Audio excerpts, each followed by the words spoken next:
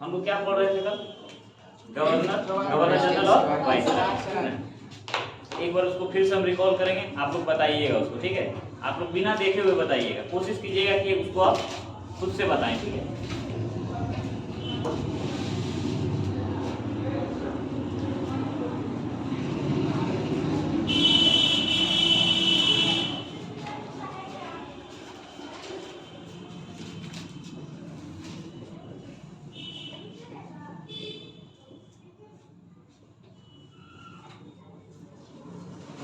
अब बताइए, बंगाल का पहला गवर्नर कौन था? उसका कार्यकाल बताइएगा। Robert Clive. ठीक है, इसके बाद 1760 से पहले कौन सा था?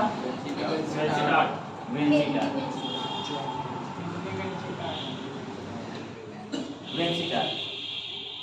ठीक है, इसके बाद 1765 से 67 तक कौन रहा था? फिर यही घूम के आ जाता है ना? Robert Clive. ठीक है, हम इसमें लिख देते हैं रॉबर्ट और क्लाइव। ठीक है, इसके बाद 67 से 69 तक कौन रहता है? वेरलेस्ट। यहाँ तक कोई दिक्कत नहीं। इसके बाद 1769 से 71 तक कौन रहता है? John Cartier. इसके बाद जॉन कार्टियर के बाद कौन आता है? 1772 से 85 वारेन हेस्टिंग।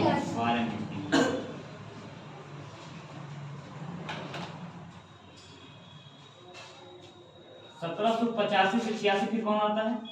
एक बार सर जॉन मैकफर्सन। इसके बाद 1786 से 93 तक कौन रहता है? Lord Cornwallis. तुम लोग अपने मन से बोल रहे हो? Yes sir. लगता याद हो गया नहीं? Yes sir.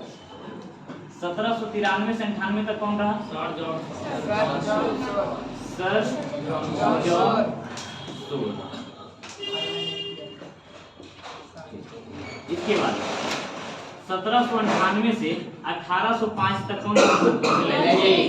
Lord Wellesley.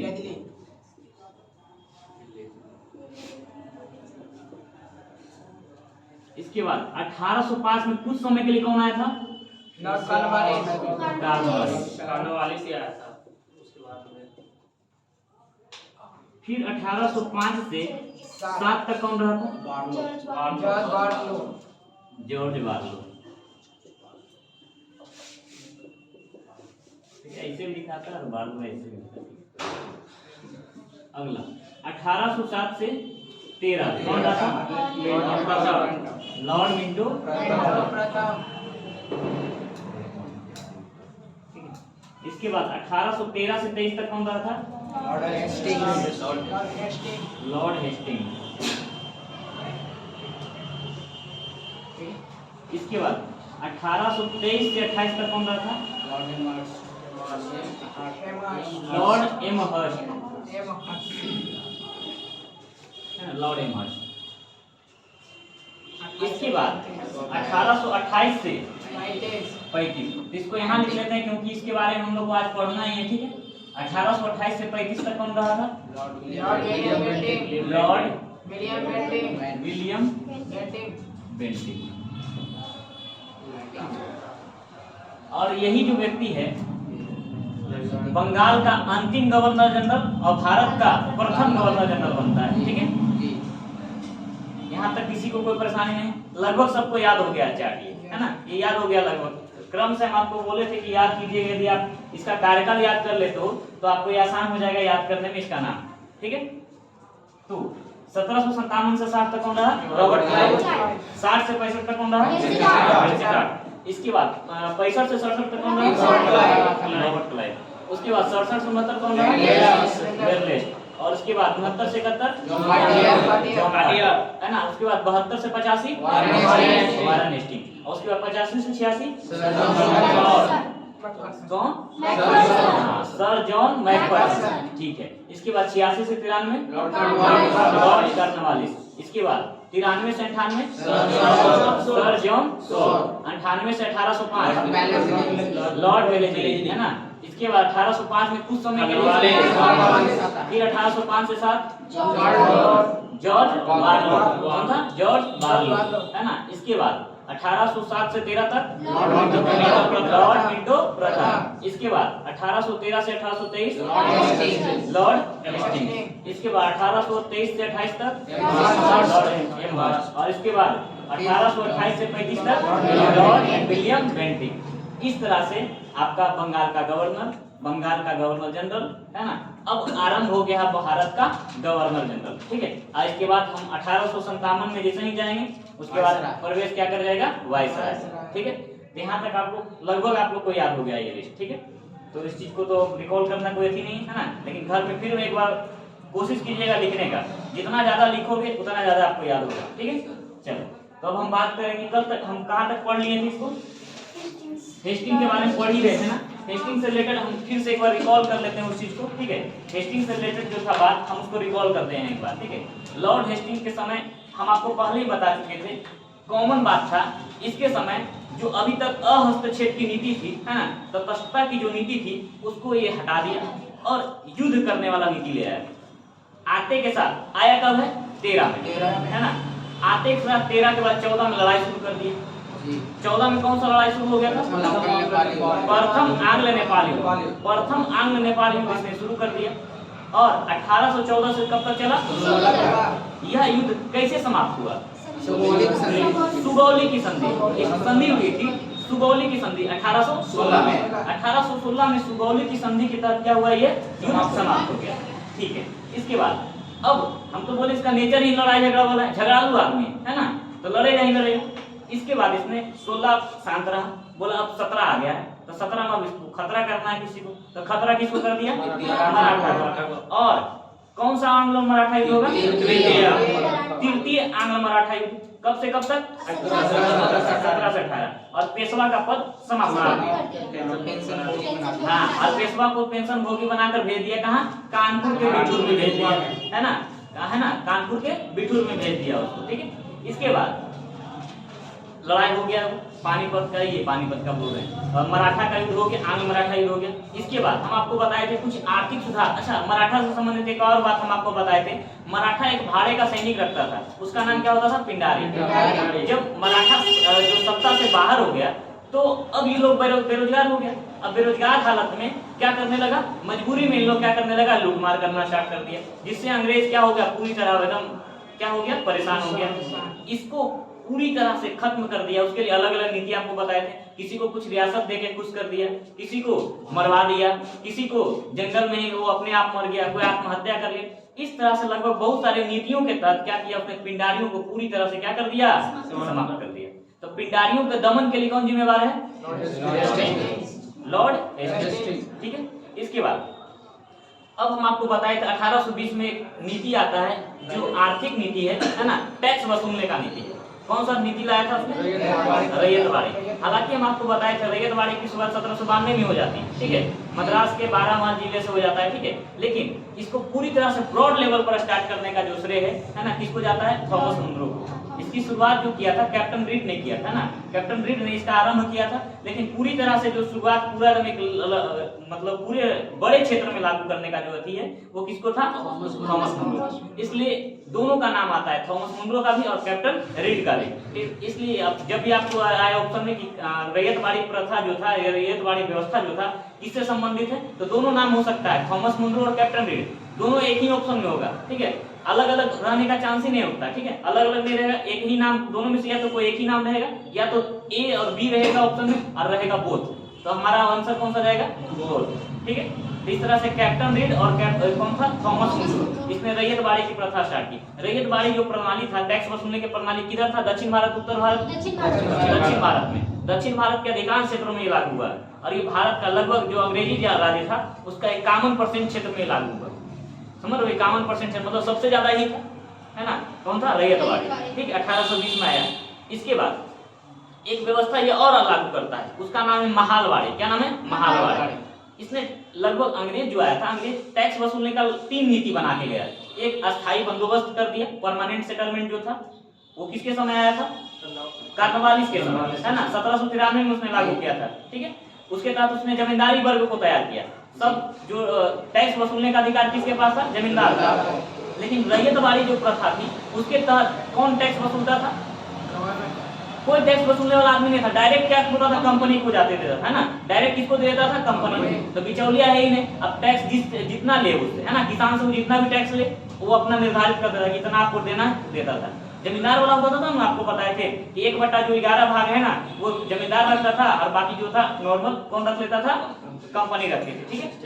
इसके बाद अब जो था, अब आता है एक और, हम आपको बताएं महालवाड़ी प्रथा, है ना। महालवाड़ जो प्रणाली थी ये भी टैक्स वसूलने का ही प्रणाली था। अब ये वैसे जगह लगाया गया जहां जैसे बंबई वाले क्षेत्र में, है ना, बंबई में यानी पश्चिमी भारत में, और उत्तर भारत में यानी उत्तर और पश्चिमी भारत यानी पंजाब, और ये बंबई, ये क्षेत्र में क्या लगाया गया, महालवाड़ी प्रथा।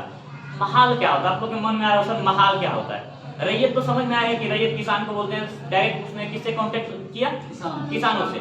लेकिन महाल में क्या होता है, तो महाल में क्या होता है ना, महाल का मतलब होता है गांव या मोहल्ला, ठीक है। एक मतलब लोगों का ग्रुप होता है ना, बहुत सारे घर होते हैं, उसको एक मोहल्ला, जिसे हम लोग किसे मोहल्ला मोहल्ला बोलते हो, उसी तरह से एक महाल होता है, ठीक है, गांव या मोहल्ला, ठीक है। वो टोटल से एक बार कलेक्ट करता था, वो टोटल एक बार कलेक्ट करके डायरेक्ट मोहल्ला वाला जाके उसको पहुंचाता था कंपनी, ठीक है। इसमें कोई वो पता नहीं था कि इसी को जमा करना है, पूरा एक आदमी को किसी को नियुक्त कर दिया कि तुम जाके पूरा कलेक्ट कर लो, पूरा कलेक्ट करके वो जाके किसको दे दिया, कंपनी को, ठीक है। तो ये महालवाड़ी प्रथा था। अलग अलग जगह इसने क्या किया, अलग अलग नियम लगाया, किसने, अंग्रेज ने। एक स्थायी बंदोबस्त किया, इसको इस्तेमारी प्रथा भी कहते हैं, ठीक है। फिर दूसरा क्या था, रैयतवाड़ी, और तीसरा फिर क्या था, महालवाड़ी। तो हम 2 को आपको बता चुके थे, स्थायी बंदोबस्त पढ़ा चुके हैं और रैयतवाड़ी बता चुके हैं, ठीक है। अब तीसरा है महालवाड़ी, तो लिखो महालवाड़ी के बारे में। हालांकि इसको हम और भी आर्थिक नीतियों में बताएंगे, अंग्रेज की आर्थिक नीतियों में और विस्तार से बताएंगे, हल्का हल्का बस जानते जाओ कि क्या है, ठीक है। बाकी फिर हम और विस्तार से बताएंगे इसको, ठीक है।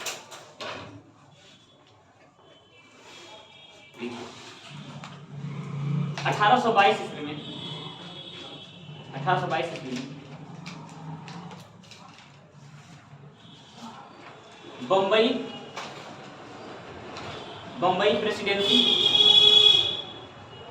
प्रेसिडेंसी तथा पंजाब के क्षेत्रों में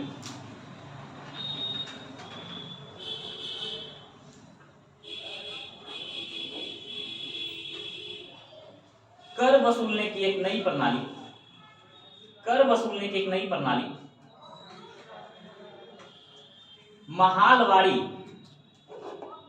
महालवाड़ी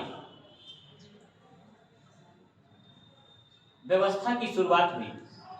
महालवाड़ी व्यवस्था की शुरुआत हुई,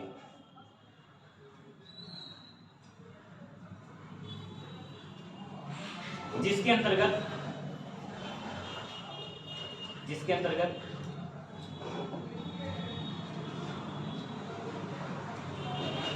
पूरा गांव या महाल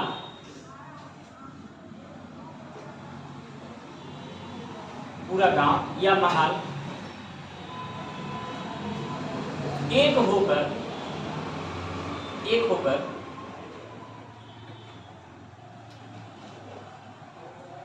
कंपनी को कर देते थे,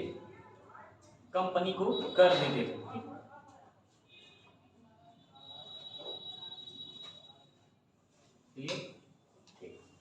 अब लिखो नोट में करके, महालवाड़ी प्रथा या महालवाड़ी व्यवस्था लिखो, सबसे प्रथा नहीं लिखो, महालवाड़ी व्यवस्था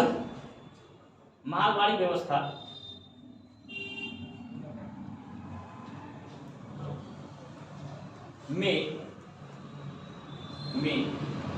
हॉल्ट मैकेंजी,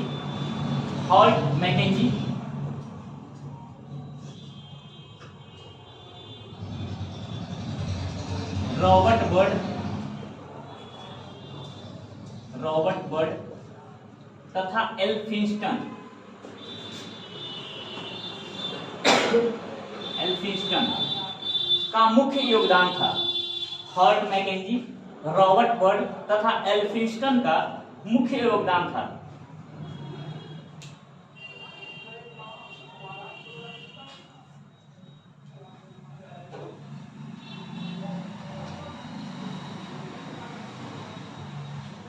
मुख्य योगदान था। ठीक है, चलिए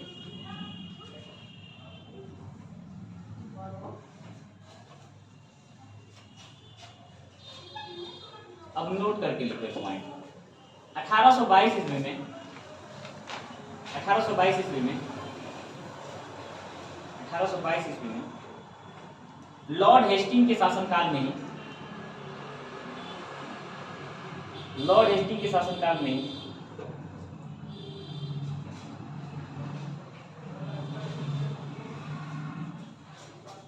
बंगाल काश्तकारी अधिनियम या बंगाल टेनेंसी एक्ट, बंगाल काश्तकारी अधिनियम या बंगाल टेनेंसी एक्ट पारित हुआ। काश्तकारी अधिनियम, काश्तकार का मतलब किसान ही होता है। बंगाल काश्तकारी अधिनियम। बंगाल में कौन ज्यादा है? किसान लोग हैं। तो किससे अथी करेगा? समझौता हमेशा करेगा किसान लोग से। तो बंगाल काश्तकारी अधिनियम या बंगाल टेनेंसी एक्ट, इसी को बोलते हैं Bengal tenancy act.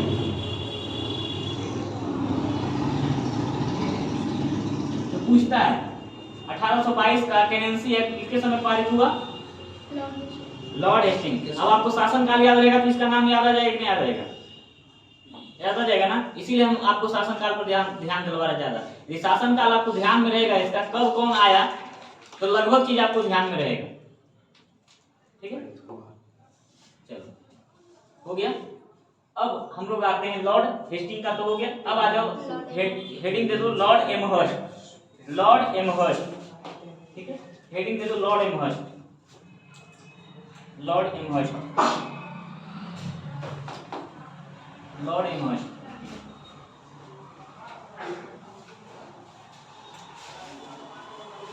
Lord Amherst इसका शासनकाल कब से कब तक रहा है? 23 से 28। अब देखो, अब इसके समय भी एक युद्ध होता है और ये युद्ध जो है प्रथम आंग्ल बर्मा युद्ध के नाम से जाना जाता है। कौन सा युद्ध हो रहा है? प्रथम आंग्ल बर्मा युद्ध। इसके समय कौन सा युद्ध होता है? प्रथम आंग्ल बर्मा युद्ध। ये जो युद्ध होता है 1824 से 26 के बीच होता है। कब होता है? 1824 से 26। इसके तहत क्या होता है? इस युद्ध में बर्मा वाला बेचारा हार जाता है। उसका कुछ क्षेत्र को क्या करता है? अंग्रेज कब्जा कर लेता है और भारत में मिला लेता है और एक संधि करता है। उसका नाम है यांडबो की संधि या यांडबो की संधि। क्या नाम है? यांडबो या यांडबो, है ना, की संधि। ये संधि जो है इसके तहत उसका कुछ क्षेत्र भारत में मिला लेता है, उस पर बहुत सारा जुर्माना भी करता है और भी बहुत सारे रूल लगाता है। लेकिन आपको ध्यान में रखना है इस युद्ध को रोकने के लिए कौन सी संधि हुई थी? यादवों की संधि या यादवों की संधि। किसी को दिमाग में यादवों की संधि नहीं आ रहा है? अच्छा, यादवों की संधि भी याद रहेगा तो कोई दिक्कत नहीं, याद रखना चाहिए। हम तो चाहते याद रहे, है ना, किसी से भी याद रहे आपको, है ना। यदि यादवों की संधि भी याद है तो कोई दिक्कत नहीं, है ना। यादवों की संधि किसमें हुआ था? प्रथम आंग्ल बर्मा युद्ध में, ठीक है ना। हाँ, यादवों की संधि, ठीक है, यादवों या यादवों की संधि, ठीक है। यह संधि प्रथम आंग्ल बर्मा युद्ध के समय हुआ। प्रथम आंग्ल बर्मा युद्ध कब हुआ? 1824 से 26। इस समय बंगाल का गवर्नर जनरल कौन है? लॉर्ड एमहर्स्ट, ठीक है, लॉर्ड एमहर्स्ट, ठीक है। अब देखो इस कहानी में बड़ा एक रोचक एक विद्रोह हो जाएगा, ठीक है। बैरकपुर का सैनिक विद्रोह। क्या हो जाएगा? बैरकपुर का सैनिक विद्रोह।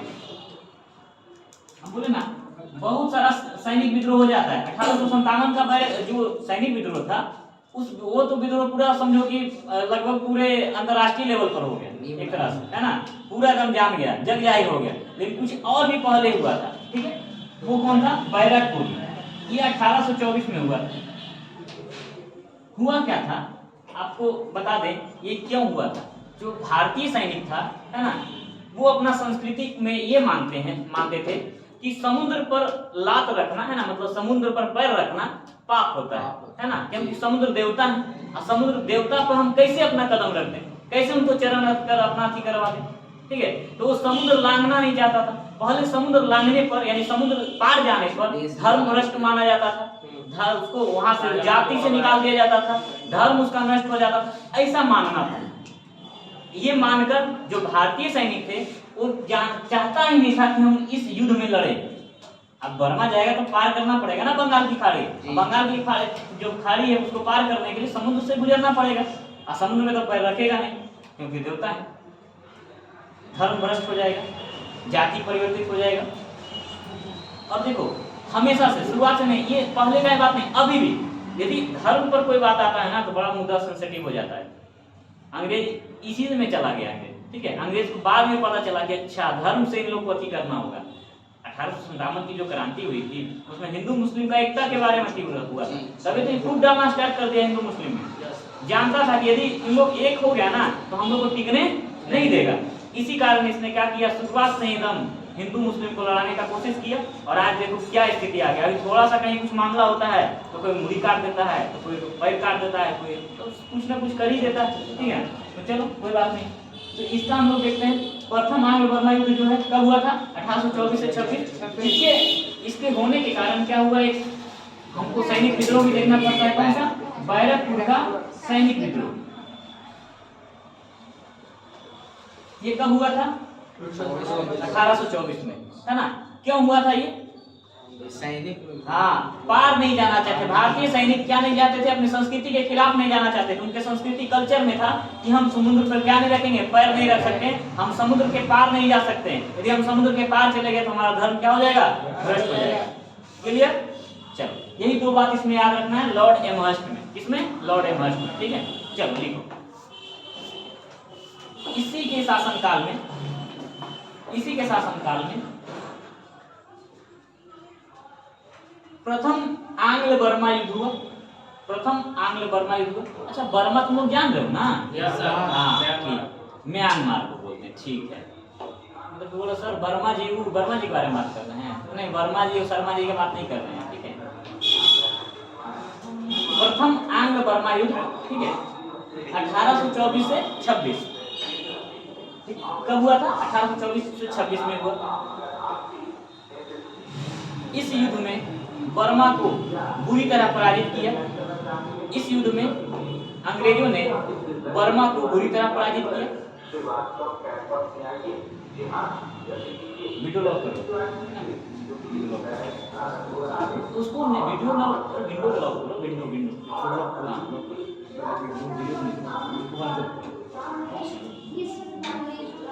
दरवाजा लॉक कर दो, दरवाजा लॉक कर दो।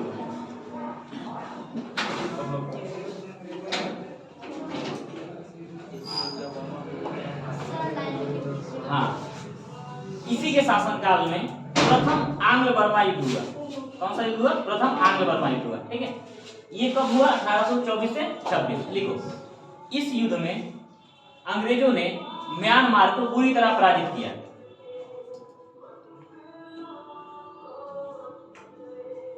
बुरी तरह पराजित किया, ठीक है।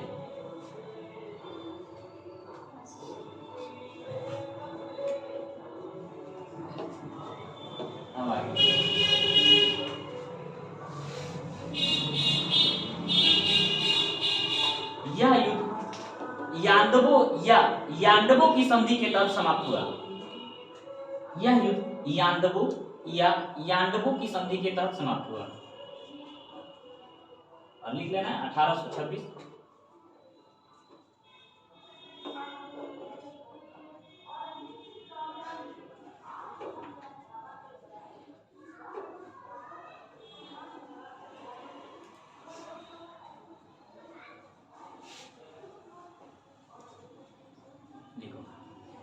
इस युद्ध के आरंभ में, अगला पॉइंट करना, इस युद्ध के आरंभ में ही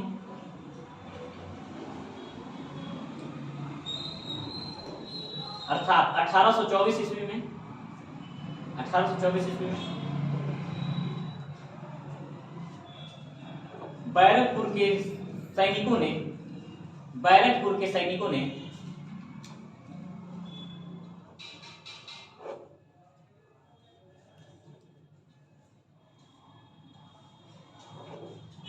विद्रोह कर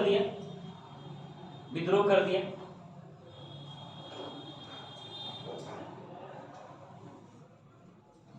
वो युद्ध लड़ने के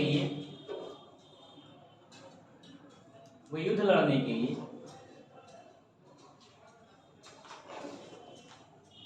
समुद्र पार करके बर्मा नहीं जाना चाहते थे। समुद्र पार करके बर्मा जाना नहीं चाहते थे।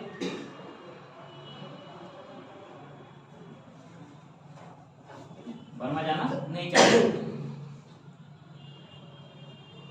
क्योंकि उनका मानना था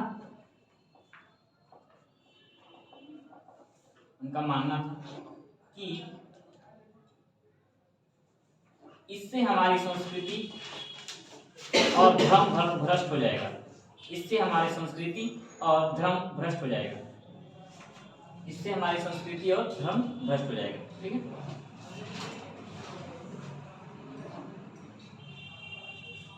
अब आ जाओ, अब हेडिंग दे दो Lord William Bentinck. Lord William Bentinck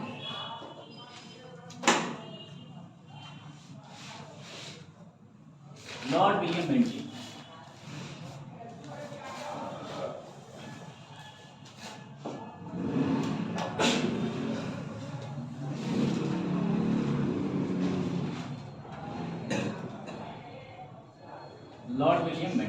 इसका शासनकाल क्या है बाबू, बताओ। 28 से 22।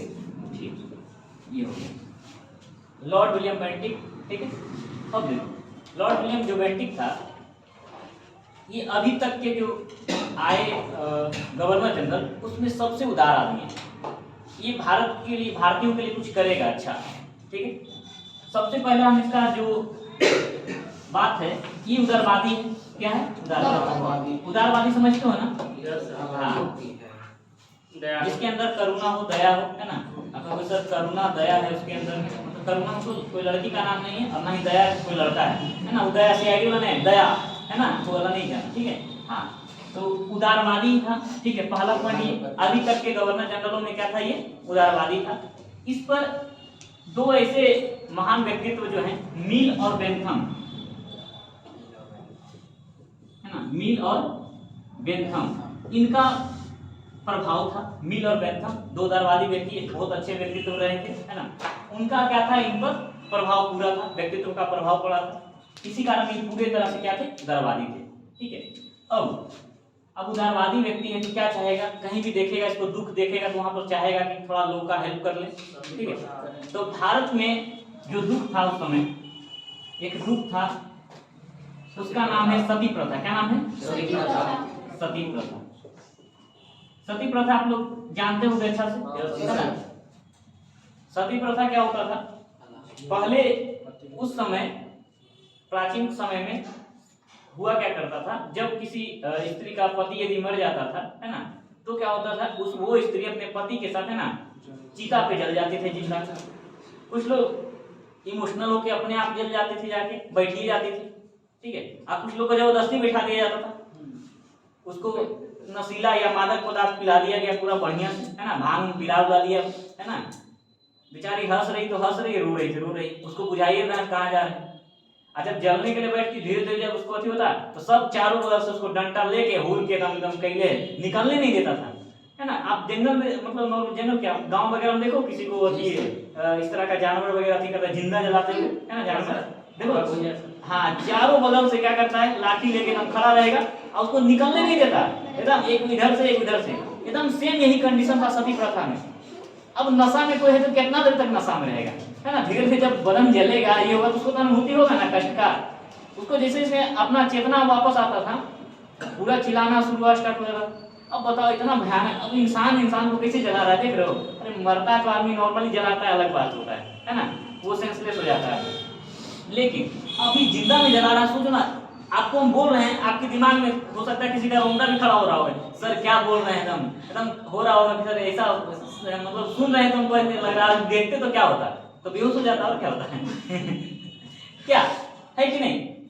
अब वो सती प्रथा में लोग जिंदा जला देते थे। अब क्या मतलब उसका पति, अब होता क्या था ना, पहले जो राजा होता था ना, बुढ़ापे तक, जब तक वो मर नहीं जाता था तब तक ब्याह करता था। और किससे ब्याह करता था?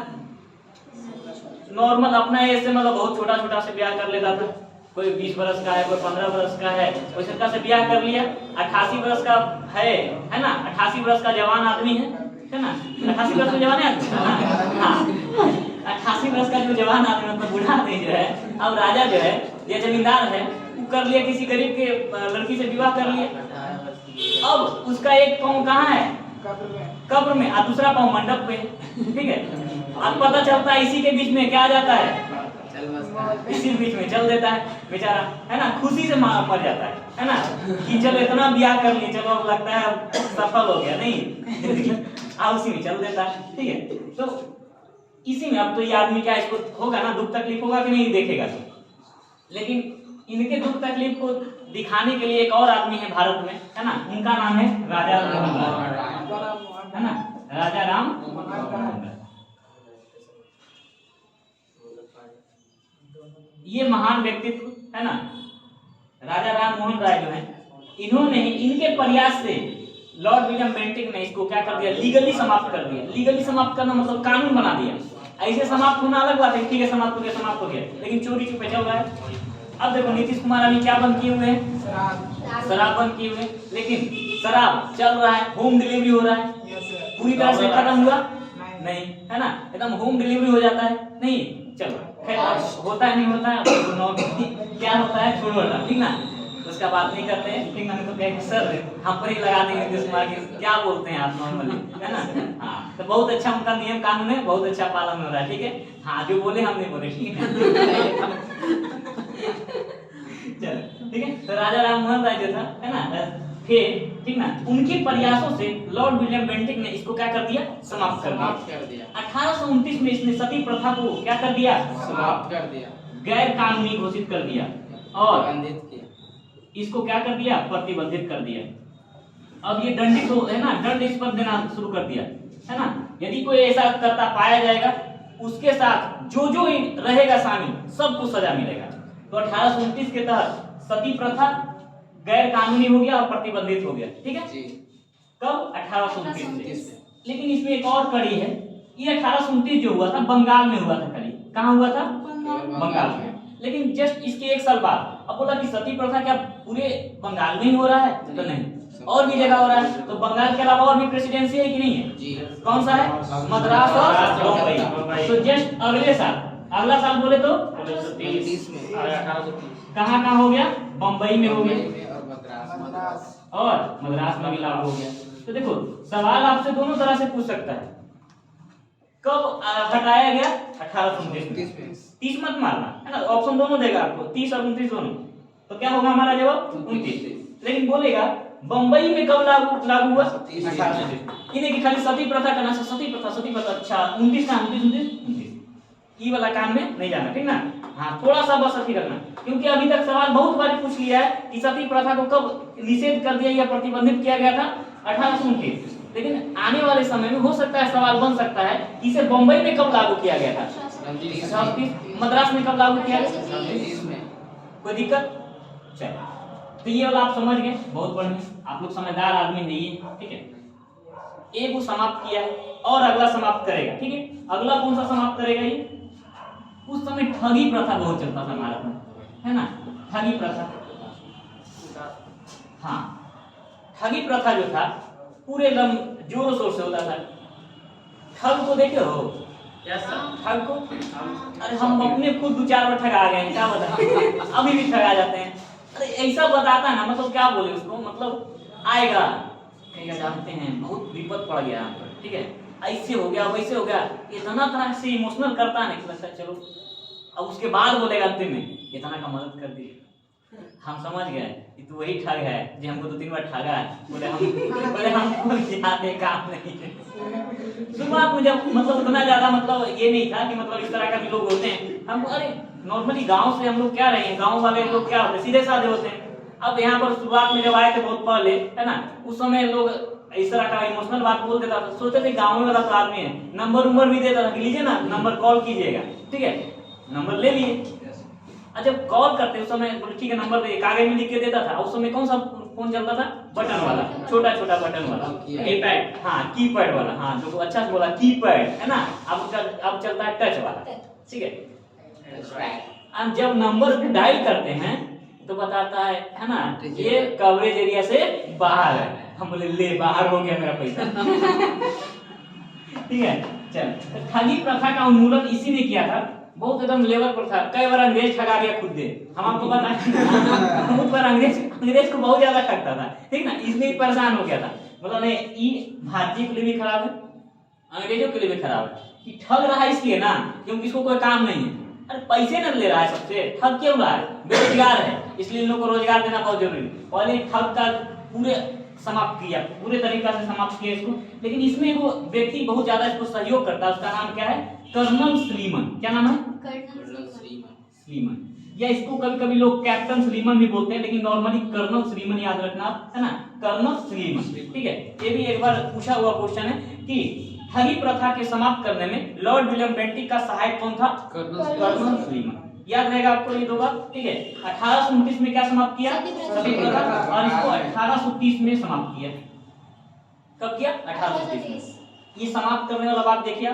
हालांकि ये शिशु जो हत्या है ना, उस पर भी इसने कानून बनाया, और भी बहुत सारे कानून इसने लाए, सामाजिक परिवर्तन करने वाले कानून लाए जो समाज को बदले, ठीक है। लेकिन वो कानून वो क्या हो गया, लागू नहीं हो पाया। प्रेस को भी प्रतिबंध हटाना चाहा, प्रेस पर भी बहुत सारे प्रतिबंध थे। प्रेस समझ रहे हो ना, अखबार वगैरह पे, है ना, इस तरह का जो होता है वो उस पर क्या था, वो प्रतिबंध लगाए हुए थे अंग्रेज। क्यों लगा दिया था इस पर प्रतिबंध, क्योंकि उसका क्या था, जो गलत काम करता था अंग्रेज उसको दिखा देता था। तो अब चाहेगा कि मेरा कोई गलत काम उसको दिखाए ताकि हम वहां से निकल जाएं। इससे गलत काम दिखाएगा तो क्या होगा, और जगह का जो उसका अच्छा जो मित्र बनाए हुए वो सब क्या हो जाएगा, नाराज हो जाएगा, अंग्रेज का सहायता नहीं करेगा, तो अंग्रेज फिर यहाँ रह पाता नहीं, शासन नहीं कर पाता। इसलिए प्रेस पर भी प्रतिबंध है। लेकिन इसने चाहा कि हम प्रेस को क्या कर दे, हटा दे, इसका प्रतिबंध हटा दे, लेकिन ये बेचारा पूरा नहीं कर पाया, इसका कार्यकाल खत्म हो गया, 35 आ गया। लेकिन इसके पहले भी इसने बहुत सारे और सुधार किए, जैसे शिक्षा में बहुत बड़ा सुधार कर दिया। शिक्षा में क्या सुधार किया, शिक्षा में आपको हम बताए थे, क्या याद करो, जब हम आपको पॉलिटी पढ़ा रहे थे तो 1813 का आया था चार्टर एक्ट, याद करो, 1 लाख रुपया 1 लाख रुपया शिक्षा पर खर्च करने का बात था ना। बताओ 13 से आ गया, देख रहा है इसका कार्यकाल 28 से 35 वाला कार्यकाल आ गया है। लेकिन अभी भी शिक्षा पर किस तरह से दो विचारधारा था, ठीक है, विचारधारा दो तरह से चल रहा था। आज आप लोग दो तरह का विचारधारा देख रहे हो या नहीं देख रहे हो। अब बोलो सर अभी तो बताइए नहीं कि विचारधारा कौन सा है, तो दो विचारधारा है भी शिक्षा में, एगो इंग्लिश मीडियम और दूसरा हिंदी मीडियम, एगो सीबीएसई वाला बाबू और दूसरा कौन है, एगो है वही मतलब जो है ना स्टेट बोर्ड, आईसीआईसीआई, है ना, आईसीआईसीआई बैंक वाला, आईसीएसई, अच्छा ठीक है, जो भी है ना, बहुत सारा बोर्ड हो गया, ठीक ना। हाँ, तो एक हो गया अंग्रेजी मीडियम और दूसरा का हो गया हिंदी मीडियम। सर मूवी भी बना हुआ हिंदी मीडियम नहीं, हिंदी मीडियम है ना, हिंदी मीडियम। तो वही दो विचारधारा था। तो कुछ लोग समर्थन में थे कि नहीं अंग्रेजी मीडियम में कीजिए, कुछ लोग कह रहा था ना हिंदी मीडियम में कीजिए। यही अथी में चलते चलते इतना समय बीत गया, पैसा आके रखा रहा है, पैसा 1 लाख रुपया रखा ले आके कि कोची में खर्चा करे, कुछ पता नहीं चल रहा है। होने से वो जाते हैं खर्चा करने, वो मारता है 2 लाठी, होने जाते तो वो 2 लाठी मार रहा है, करे कौन सी, अच्छा ठीक ये काम करते है ना। तो इसने एक आयोग बनाया है ना, और 1833 के चार्टर एक्ट के तहत, है ना, फिर से चार्टर एक्ट है, हम आपको पॉलिटी में पढ़ाए हुए चार्टर एक्ट, ठीक है। ये नियम कानून था जो कंपनी के लिए नियम कानून आता था, हर 20 वर्ष पर 13 में आया, उसके बाद 20 है ना 33 में। इसके तहत क्या हुआ, इस चार्टर एक्ट के तहत पहले एक विधि आयोग का गठन किया गया। क्या किया गया, विधि आयोग का गठन किया गया इसके तहत, ठीक है, 1834 में। और लॉर्ड जो मैकाले था इसको उसका अध्यक्ष बनाया गया, और इसी के सलाह पर उसने क्या किया, जो शिक्षा का माध्यम उसने क्या लागू कर दिया, अंग्रेजी। क्या कर दिया, अंग्रेजी। लॉर्ड मैकाले का कहना था, उसका कथन सुनोगे ना तो खून खौल जाएगा तुम्हारा, है ना। क्या कह रहा था कि लंदन का आप एगो कोई लाइब्रेरी है, उसमें कोई भी अलमीरा उठाइए, ठीक है, और वहां जितना पुस्तक है ना, उस सब पुस्तक अरब वाला और भारत वाला जितना पुस्तक है सब पर भारी है। समझ में आ रहा बात क्या बोल रहा है वो, बड़का बात बोल दिया वो।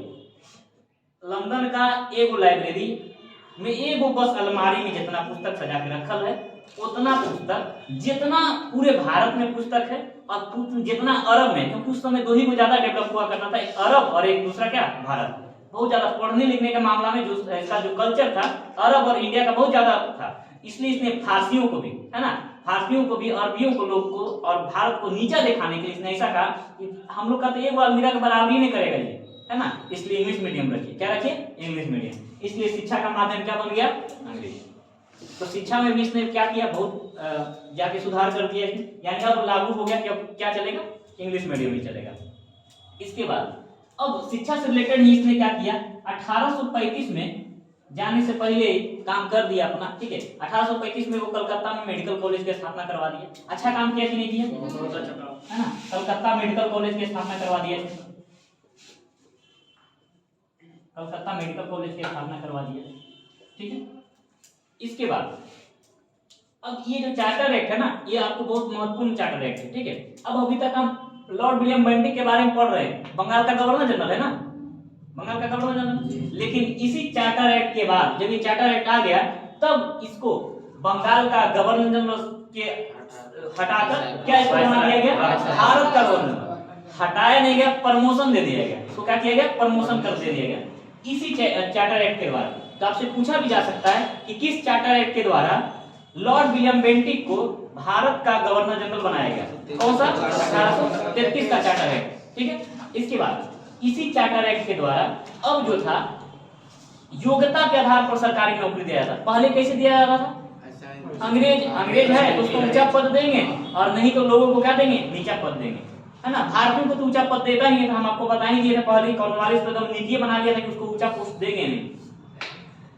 लेकिन जब ये आया लॉर्ड विलियम बेंटिक, भारतीयों का एकदम योग्यता देखा तो प्रभावित हो गया, बोला नहीं, भारतीय यदि ऊंचे पोस्ट पर जाएंगे तो अंग्रेज और जल्दी ज्यादा क्या होगा? ग्रोथ करेगा। इसने ऊंचा ऊंचा पोस्ट देना शुरू किया और सरकारी नौकरी रंग, जाति और धर्म को छोड़कर देना शुरू किया। बोला जो योग्य है उस पद का हम उसको योग्य क्या देंगे? वो नौकरी देंगे। इन्हें कि अंग्रेज है तो बस हो गया, उसका सर्टिफिकेट बन गया कि वही नौकरी करेगा। यानी इसने इस लेवल पर भी सुधार किया। तो अच्छा काम कर रहा है कि खराब काम कर रहा है? अच्छा काम कर रहा है ना, तो थोड़ा सा अच्छा काम इसका लिख क्या है कि नहीं।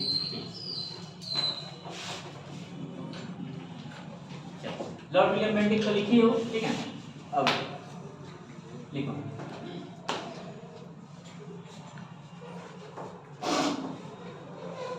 1833 के चार्टर एक्ट के द्वारा, 1833 के चार्टर एक्ट के द्वारा,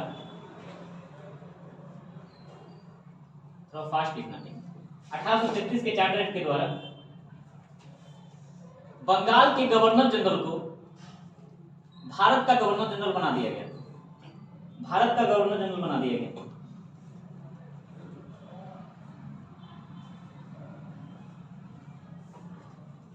इस तरह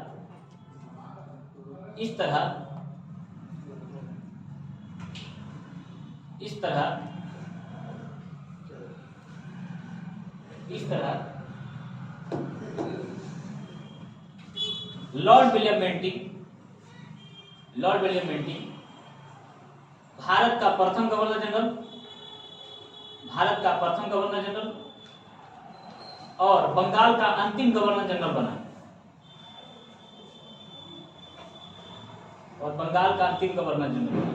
किसी को कोई डाउट आ रहा है मन में? कोई तरह का डाउट नहीं ना है? अंतिम गवर्नर जनरल है बंगाल का और भारत का पहला गवर्नर जनरल, ठीक है। चलिए अगला पॉइंट लिखो। यह अब तक के गवर्नर जनरलों में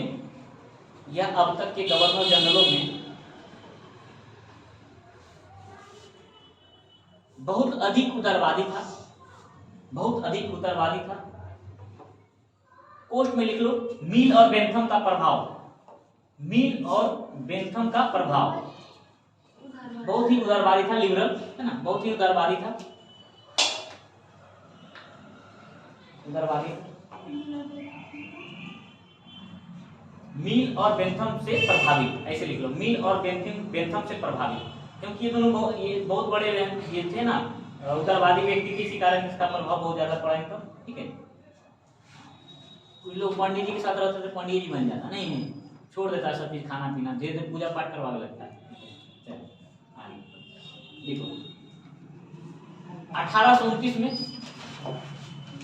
1829 में राजा राम मोहन के प्रयास से, राजा राम मोहन राय के प्रयास से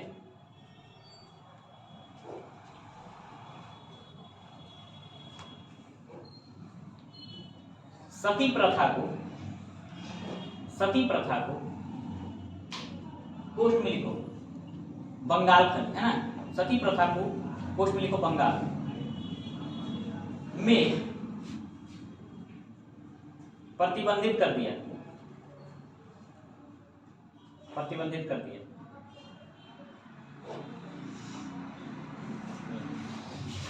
1830 ईस्वी में, अगला पॉइंट, 1830 ईस्वी में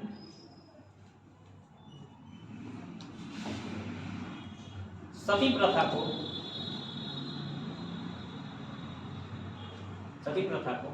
बम्बई और मद्रास में भी गैर कानूनी बना दिया गया।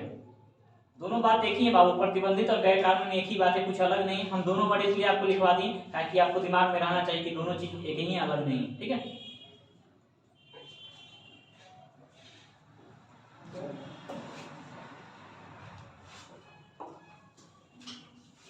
हो गया। अब लिखिए 1830 ईस्वी में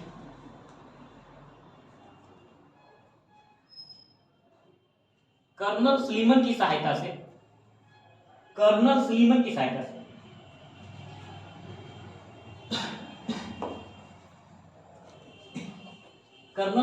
सहायता से ठगी प्रथा को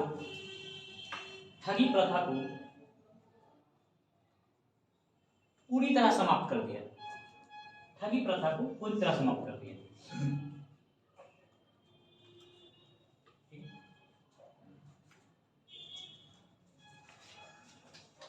अगला पॉइंट,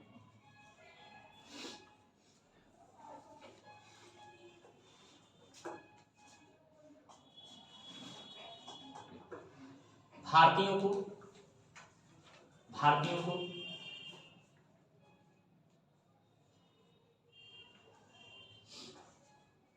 रंग, धर्म, जन्म स्थान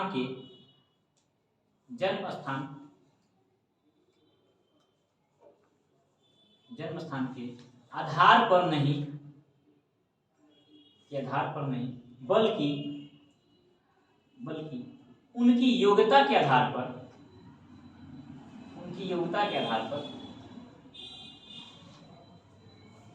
नियुक्त किया, ऊंचे पदों पर नियुक्त किया।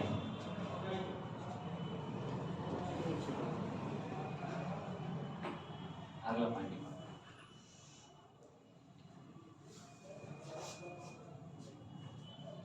मैकाले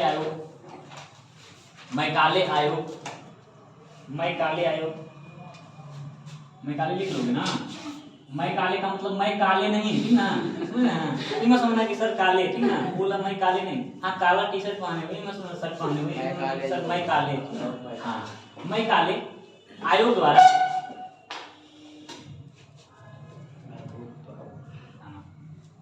दिए गए सुझाव के आधार पर भारत में शिक्षा का माध्यम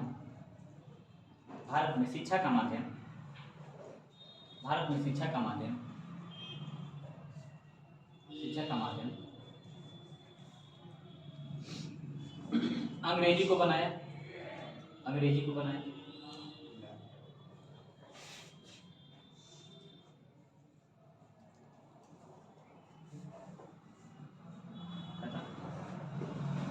एक और 1835 ईस्वी में 1835 ईस्वी में कलकत्ता मेडिकल कॉलेज की स्थापना की। 1835 ईस्वी में कलकत्ता मेडिकल कॉलेज की स्थापना की। कलकत्ता मेडिकल कॉलेज की स्थापना की।